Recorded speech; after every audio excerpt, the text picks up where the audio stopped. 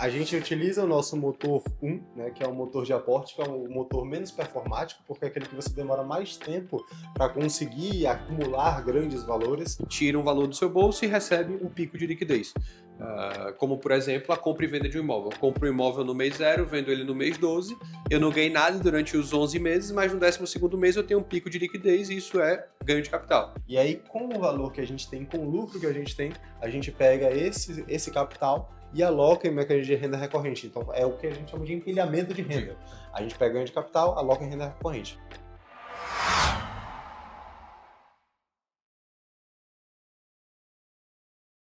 Olá pessoal, estamos aqui agora no terceiro e último imóvel dessa saga, dessa viagem em São Paulo. Hoje, na verdade agora, né, estamos no bairro de Aclimação, visitando mais um imóvel que a gente arrematou aqui em São Paulo. Vai ser o terceiro do dia e o último de hoje para hoje de noite já pegar um voo para Balneário Camboriú e ver mais dois imóveis, né? Vamos entrando aqui no imóvel, então. Nosso cameraman está no elevador. Para conseguir liberar o elevador. Boa. Só recapitulando, né? Nossa saga aí de 6 imóveis ao todo, né? 6. Um ontem, 3 hoje e 2 amanhã. 2 amanhã, exato. 6 imóveis ao todo. Um no Rio de Janeiro, 3 em São Paulo, 2 em Balneário, Santa Catarina.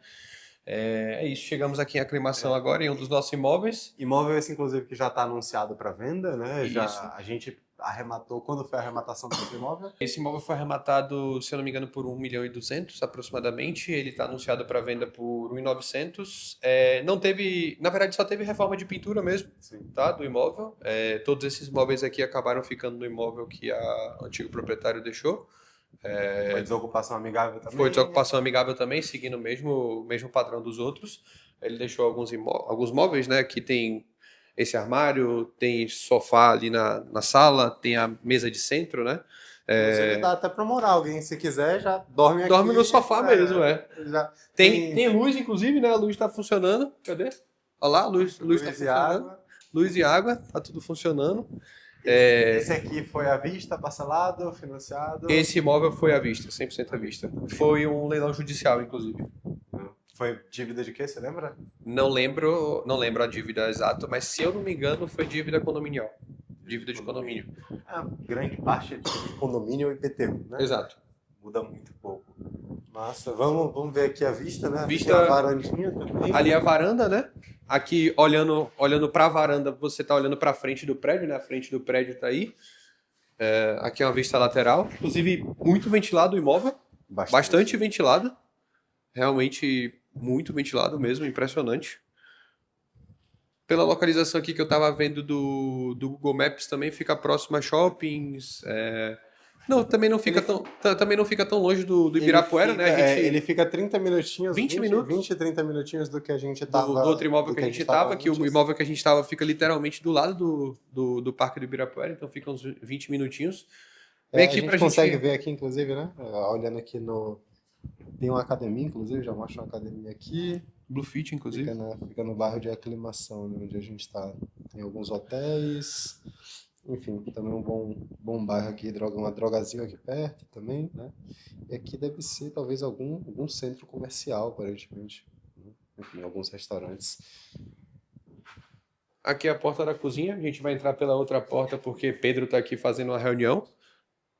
Mas não para de trabalhar nunca, né? Ninguém para de trabalhar nessa empresa, né? Aqui a gente tem o primeiro banheiro, que é o banheiro social.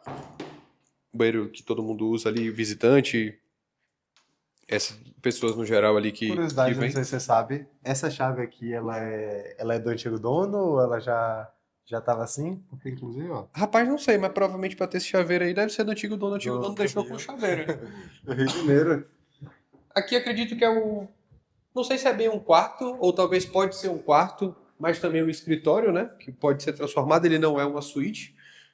Para lá são 3 suítes. Então a gente tem isso aqui que pode se tornar um gabinete, um escritório, que inclusive tem uma varanda, né? Ainda tem 3 suítes, então? Tem 3 suítes, além dessa daqui que a gente tá, além desse quarto barra escritório que a gente tá. Aí à direita aqui é a varanda, né? A varanda que a gente filmou da sala. Aqui foi o que eu falei, né? Pode ser um escritório, pode ser um... Acho que se encaixa melhor com o escritório aqui, né? Por não ter banheiro, se encaixa melhor como escritório, até porque já tem 3 quartos, né? Então já é um apartamento grande. A gente chegando aqui, né, a gente descobriu que é um por andar. É, não sabia. Mas esse, pelo menos, o elevador não para. Inclusive, curiosidade, né? Eu particularmente não sabia. Quando a gente foi no triplex, o elevador, ele era um apartamento para andar. Só que o elevador, ele entrava direto no apartamento. Não sei se você já... A ia do elevador já estava no apartamento. A porta do elevador, que você saía, já era a sala de Já era a casa. sala. Esse aqui não, esse aqui tem um hallzinho minúsculo que cabe 3 pessoas. E aí a curiosidade é que eu não sabia. Quando tem, inclusive eu sempre me perguntei isso, né? Quando tem elevador que para direto na porta, na casa da pessoa, dentro da casa, Tem o uma senha. elevador tem senha. Então tem alguns códigos que você coloca lá, você tem que apertar alguns botões Para poder para acessar poder seu imóvel. acessar. Exato. Esse aqui não precisa. Mas curiosidade legal. Show. Aqui é um corredor, que inclusive um corredor que integra com a cozinha, né? Então, se você quiser sair, Ali é também apartamento? isso, apartamento, área de serviço ali, dependência. Se você quiser, Aquela porta de lá? sim, lá é o banheiro da Meu empregada. Deus. É? Você sabe quantos metros quadrados é esse apartamento? Não sei exatamente, mas eu posso puxar aqui para falar.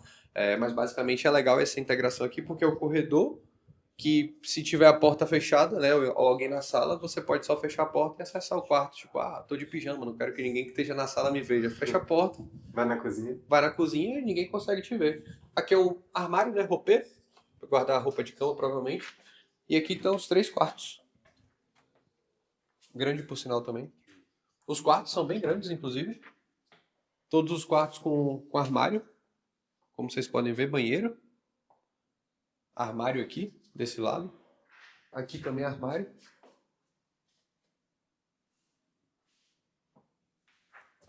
Vou abrir aqui pra gente ver a vista, mas é a vista lateral também. A mesma vista das varandas. O prédio inclusive tem piscina. O prédio tem piscina.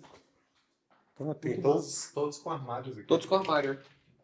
A gente vai flutuando aqui vendo se tem coisa. Daqui a pouco sai um Stuart ali dentro. Igual nas casas dos Estados Unidos.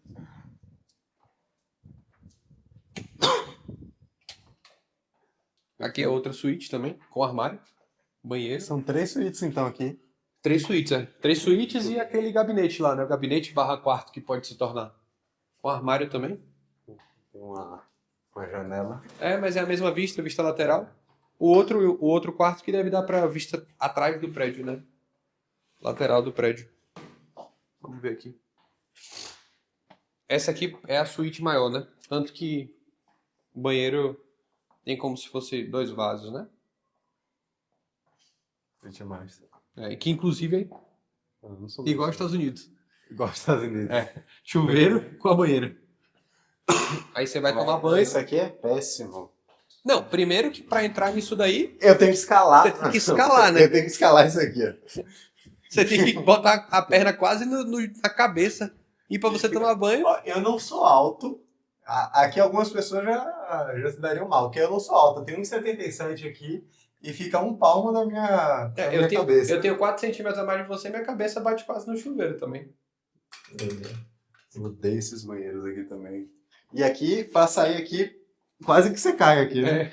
Não, aí é no mínimo uma queda a cada ano pra sair desse banheiro aí.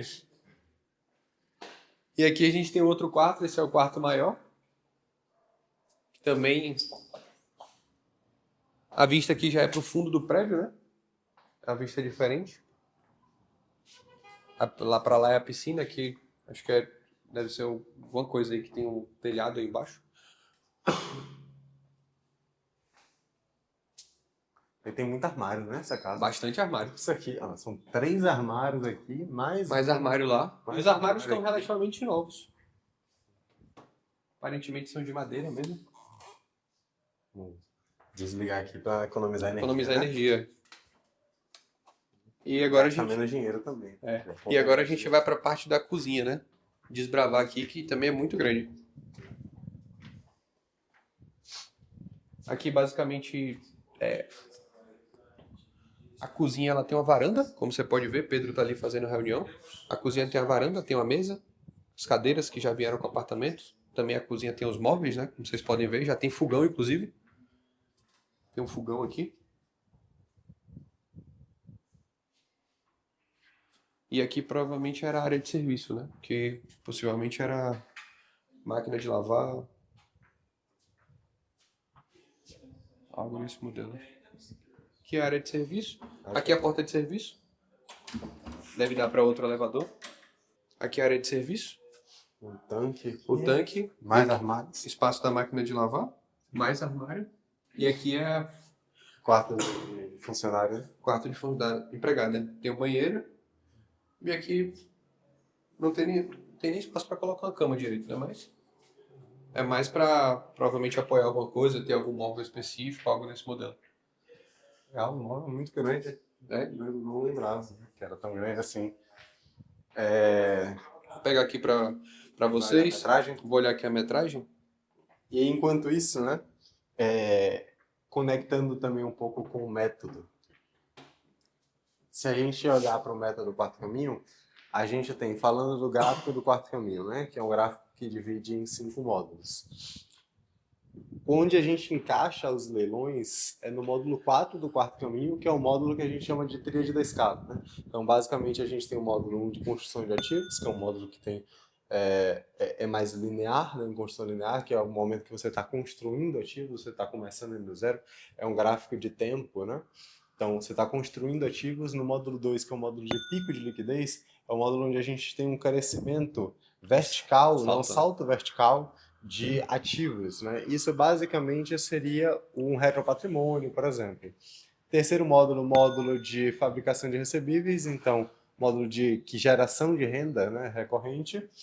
Quarto módulo também é um salto vertical, que é o módulo de tríade da escala, que aí a gente entra em alguns mecanismos um pouco mais rebuscados. Então, incorporação, leilão, mecanismos que geram ganho de capital. Tem uma saída de capital mais acentuada e tem um recebimento, uma reciclagem de capital maior também. E, por fim, o quinto módulo, que é o módulo de ativos autopagantes, né? Não necessariamente são fases, você não tem que passar por 1, 2, 3, 5 fases, mas sim são módulos que você, a depender do seu momento de vida, você pode se encaixando em cada um deles. Módulo 5 de ativos autopagantes é o módulo onde a gente tem ativos que se pagam, né? Então, por exemplo, você comprar uma usina financiada, essa usina gera receita, a receita paga o financiamento, de modo que você tem que tirar pouco dinheiro do bolso, o ativo se pagou, você tem um ativo perpétuo para uma dívida temporária, né? O módulo que a gente encaixa os leilões e mecanismos que geram grandes ciclos de ganho de capital é o módulo 4, o módulo de tríade da escala. E aí a gente tem também o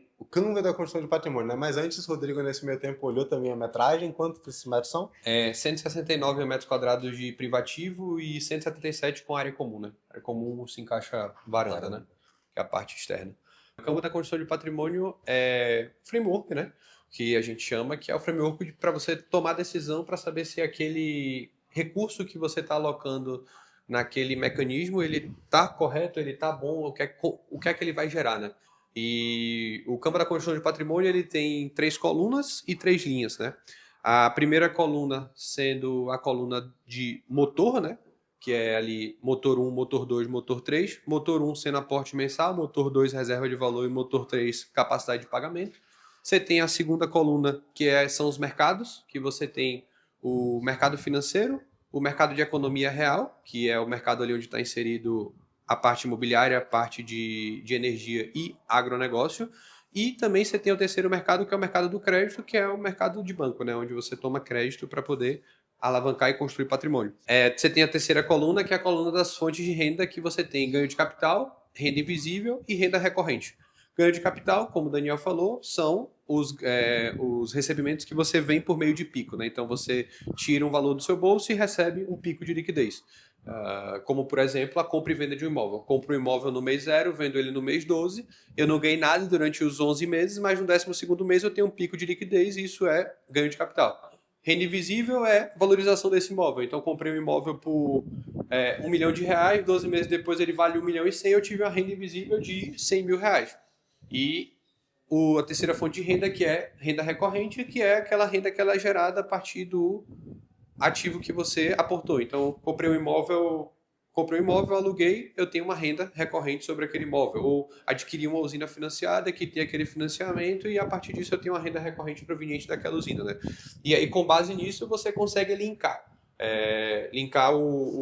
os motores com os mercados, com as fontes de renda e a partir disso determinar o que é que você vai gerar com base naquilo que você está utilizando, né? Com base no seu aporte mensal, na sua reserva de valor, na sua capacidade de pagamento, em qual mercado você está inserindo e em qual fonte de renda está gerando. O que é que as pessoas costumam fazer normalmente, né? Elas costumam utilizar o aporte mensal delas, Que é um dos motores menos performáticos, né? que é Se um a dos gente motores olhar. menos performáticos que você olha para aplicar no mercado financeiro para gerar renda recorrente. E hoje, qual a forma correta que a gente entende que faz sentido? É você utilizar os seus 3 motores de construção de patrimônio, aporte mensal, reserva de valor e capacidade de pagamento, no mercado de economia real, que é o mercado do agronegócio, o mercado da energia solar e o mercado dos imóveis, para gerar ganho de capital e, a partir disso, o retorno do ganho de capital, você implementar a renda recorrente para perpetuar aquela receita. Esse é o formato que a gente entende como correto e que a gente implementa aqui no Quarto Caminho para os nossos clientes. No final das contas, ele é um grande ciclo, né? Que ele se retroalimenta. Então, a gente utiliza o nosso motor 1, né, que é um motor de aporte, que é um motor menos performático, porque é aquele que você demora mais tempo para conseguir acumular grandes valores. Você utiliza esse valor, esse aporte mensal para alimentar o seu caixa, que é a sua reserva de valor, seu motor 2, para esse caixa alimentar mecanismos de ganho de capital. Quando isso performar, a gente alimenta mecanismos de renda recorrente. Porque se a gente pensar, parar para fazer conta, né? Se eu tenho um imóvel que eu compro por R$ 1 milhão, eu pego todo o meu dinheiro e coloco para comprar R$ 1 milhão do imóvel. E esse imóvel é muito bom, ele gera um yield de 1% ao mês. Magnífico. Né? Isso vai gerar para a gente 10 mil por mês. Vamos supor que é líquido. 10 mil por mês. Para eu ter o meu dinheiro de volta, eu vou demorar 100 meses para isso acontecer. Então, 100 meses são 8 anos só para eu recuperar o dinheiro que eu coloquei. Né? Óbvio, não estou contando renda invisível nesse caso, que é a apreciação desse imóvel ao longo dos 8 meses. Né? Mas a gente fazer isso é a gente utilizar da maneira menos eficiente o nosso recurso. Porque a gente está pegando todo o dinheiro que a gente tem, colocando em um único bem que vai se apreciar. Vamos lá, um imóvel vai ali minimamente no IPCA, no IGPM, né? Então vai se apreciar minimamente pela inflação e vai gerar uma renda recorrente para a gente. Só que para a gente recuperar esse dinheiro vai demorar mais tempo. Então a gente pegar esse mesmo recurso e colocar em mecanismos de ganho de capital, que são mecanismos normalmente mais performáticos. Tem uma TIR maior, tem um ciclo de reciclagem menor, então ciclos ali de 12, 18, 24 meses. E aí, com o valor que a gente tem, com o lucro que a gente pega esse capital e aloca em mecanismos de renda recorrente. Então, é o que a gente chama de empilhamento de renda. A gente pega ganho de capital, aloca em renda recorrente. E aí, fechando o ciclo, a renda recorrente complementa o aporte. Nesse meio tempo, a gente consegue também utilizar o nosso motor 3, que é a capacidade de pagamento, para gerar alavancagem. Né? E a alavancagem, é legal que a alavancagem ela é similar ao nome alavanca. Né? Vem disso. Vem de alavanca. E a alavanca é simples. Né? Se eu pego, por exemplo, melhor exemplo impossível. Eu tenho uma porta aqui, essa porta aberta, né? Se eu pego esse dedo e coloco para abrir a porta aqui, eu preciso fazer uma força muito alta para abrir. Ainda tive a ajuda do vento, né? Ainda tive a ajuda do vento. Se eu pego o mesmo dedo e coloco na alavanca da porta, sem força nenhuma eu abro ela. Então a alavancagem ela vem justamente disso. A gente utilizar alavancas de crescimento, que seria a alavanca nesse caso, dívida. Crédito. E não necessariamente, e é importante frisar, né? Dívida, a depender, ela não é ruim. Exato. O brasileiro, ele costuma ter um problema muito grande com dívida, né? Seja ela boa ou ruim, né? O brasileiro fala, não, que eu preciso antecipar o meu financiamento para quitar o meu apartamento o mais rápido possível. Por quê? Grande erro das pessoas é entender... Na verdade, é muito 880, né? Que a gente vê. É muito difícil a gente ver o cara que é meio termo. Então, ou a pessoa odeia dívidas com todas as forças, porque o pai dela falou que dívida é muito ruim, o avô dela falou que dívida é muito ruim para não se endividar de jeito nenhum, ou então a família dela ela viu como muito endividada durante todo esse tempo, e aí ela tem pavor a dívidas, ou aquela pessoa, né, que usa o cartão de crédito como extensão da renda, né? Usa o cheque especial como Valor a mais. Minha reserva de valor. Minha reserva aqui, pô, tô precisando de 5 mil reais. Ah, tem cheque Tem o especial cheque aqui. especial, Não é valor da sua conta, né? O cheque especial. Então, usa dívidas como qualquer muleta que ela precisa para poder pegar um dinheiro. O problema é esse, cria uma bola de neve infinita. O cheque especial tem juros de mais de 8, 10% ao ano. Dá Ao quase... ano não, ao mês, na verdade. É 8 a 10% ao mês, que no fim vai dar mais de 7% de custo efetivo total ao ano. Exato. Então, assim, você pegar esse tipo de dívida para se alavancar, isso é péssimo, né? Mas se você pegar, por exemplo, um financiamento para poder arrematar um imóvel em leilão, você pegar um crédito para poder fazer alguma outra estratégia, um consórcio, né? Exato. Que não entra como consumindo capacidade de pagamento, mas é um crédito ainda assim que você toma. Então você utilizar as dívidas corretas para poder se alavancar, né? Inclusive, não sei se tá dando para pegar, mas tá tendo uma reformazinha aqui em cima. E aí, aproveitando também, né? Um outro que eu lembrei, um outro ponto que a gente não tinha falado nos vídeos anteriores, que é sobre o FGTS, né?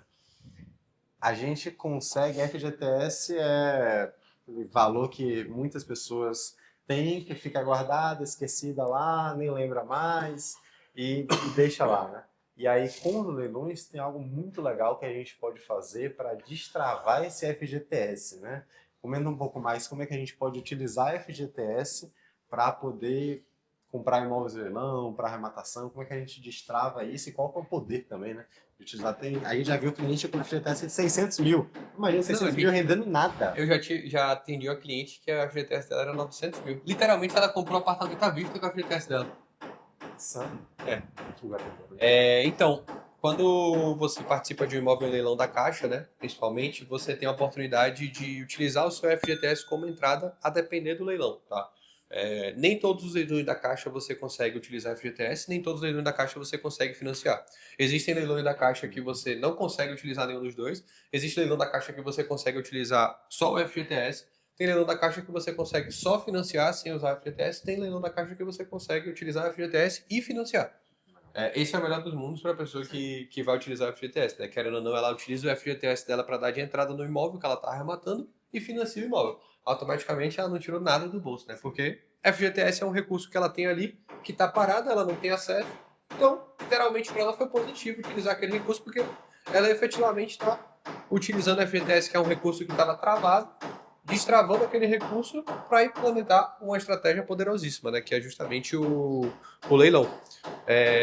Só que existem aqueles porém do FGTS, né? Que você precisa ter mais de minimamente, acho que 3 anos trabalhando, trabalhando para poder utilizar o FGTS. Então você tem que ter no mínimo ali 3 anos trabalhando para poder usar aquele valor para utilizar o FGTS no geral. O imóvel que você vai comprar também, ele precisa ser na cidade, ou você precisa comprovar trabalho? Isso, o imóvel que você vai adquirir, você precisa comprovar vínculo naquela cidade que você está adquirindo. Se você já tiver um imóvel naquela cidade, você não consegue adquirir. Então, moro em São Paulo, capital. Se eu tenho um imóvel aqui hoje e eu quero arrematar o imóvel em leilão para utilizar meu FGTS, você não consegue. Mas consigo no interior de São Paulo. Consegue, mas você vai ter que comprovar vínculo lá, entendeu? Exato. De alguma forma. E aí, a partir disso, a pessoa precisa tentar ver como é que ela vai conseguir fazer isso daí, comprovar vínculo de alguma forma, tudo isso certinho. Mas é muito poderoso porque você destrava um valor que está lá rendendo zero nada, entendeu? E às vezes até se você arrematar um imóvel no leilão, mesmo que você nem tenha muito lucro, você vai conseguir seus 10, 15% de lucro, mas só para tirar... Só para destravar aquele valor que vai vir para o seu bolso. Que já é magnífico, né? E aí tem também outra coisa legal, que é em relação a um imposto, né? Quando a gente vai arrematar e vende imóvel, tem imposto de ganho de capital. Quando uma pessoa física vai arrematar, tem algumas isenções, né? Se o imóvel que ela vende é até de 440 mil, ela tem isenção também, então isso é interessante, porque tem muitos imóveis que ficam nessa faixa, imóveis mais populares. A isenção é de 440 mil, mas você pode usar isso uma vez ao ano. Não, uma vez a cada 5 anos, perdão. E aí tem uma outra isenção também, que é em caso de você vender o imóvel, você alocar em um outro imóvel. O imóvel residencial precisa ser residencial. Você tem até 6 meses, né? 180 dias, 6 meses, para poder comprar um outro imóvel, também residencial, ou mais de um imóvel. Por exemplo, comprei um imóvel em leilão por 500 mil, vendi por 1 milhão, quero comprar 2 de 500.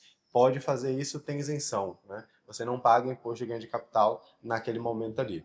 E aí, só que também você só pode usar uma vez a cada 5 anos, né? Então são algumas ferramentas para a pessoa que está iniciando o investimento em leilão, está começando a fazer, que Que ele você consegue consegue também. ali para Isso ajudar, aumenta né? a sua margem. Aumenta a sua margem e, consequentemente, sua TI, né? Isso, querendo ou não, é bastante positivo. Mas é isso. Maravilha. Então fechamos aqui a saga de imóveis. Ia falar alguma coisa? Não, ia falar que a gente está fechando a saga de imóveis aqui em São Paulo. Vamos daqui a pouco partir para o aeroporto, pegar o voo para Navegantes, né? Itajaí. E amanhã a gente está em Balneário para seguir com os outros dois Valoriza, a imóveis. gente não falou, né? Deixa a curtida aí, porque o vídeo querendo ou não vai sair no YouTube, né? Então deixa a curtida, se inscreve no canal também. Valorizar essa saga. loucura que a gente está fazendo. É Estados Unidos. A gente saiu, não, só para entender, né? A gente saiu de Salvador. A gente Quarta-feira. acordou 3h30, acordou não, acordou 3 horas, saímos 3h30 para o aeroporto, pegamos o voo 5 horas da manhã, chegamos 7h30 no Rio de Janeiro, aí já fomos visitar o imóvel em leilão, né? Ficamos um pouco lá pelo Rio, depois, umas 7 horas da noite, a gente pegou o voo para São Paulo, chegamos 8h30, dormimos, já viemos de novo arrematar, ver outros imóveis em leilão. Arrematados. Hoje, noite 18 ou 19... Não, 9 horas da noite. A gente vai para Balneário, vamos pousar em Itajaí, e aí vamos ficar dormindo em Itajaí, vai para Balneário, já fica por lá, e aí 10 horas da noite a gente volta para Salvador. E chega 2 horas da manhã de sábado. Loucura. Loucura. Mas é isso. E recado de sempre, né? Deixe de ser um acumulador de produtos financeiros e se torne um colecionador de ativos reais. Espero que vocês estejam gostando bastante dessa saga e vai ter mais vídeos, só que agora em Balneário Camboriú.